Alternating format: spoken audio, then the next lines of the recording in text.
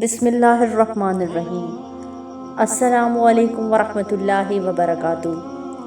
اسلام کی تبلیغ اور ہم کے ناظرین، دلائل الخیرات شریف کے مؤلف شیخ محمد بن سلیمان جزولی رحمۃ اللہ علیہ وضو کے لیے ایک کنویں پر تشریف لے گئے، مگر یہ دیکھ کر پریشان ہو گئے کہ وہاں نہ ڈول ہے نہ رسی۔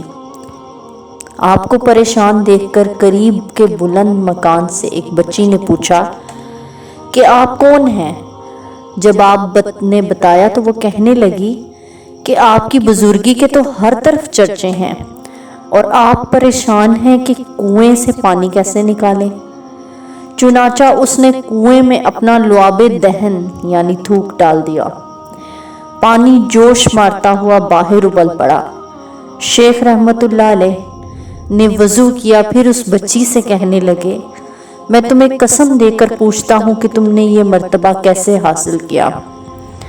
اس بچی نے جواب دیا، اس ذات اقدس پر کثرت سے درود بھیجنے کی بدولت، جو جنگل میں چلتے تو وحشی جانور ان کے دامت سے لپٹ جاتے۔ یہ سن کر شیخ نے قسم کھائی کہ میں دربار رسالت میں پیش کرنے کے لیے درود و سلام کی کتاب ضرور لکھوں گا۔ پھر آپ رحمت اللہ علیہ نے یہ کتاب تحریر فرمائی، جس کی شہرت چار دانگ عالم میں پھیل گئی۔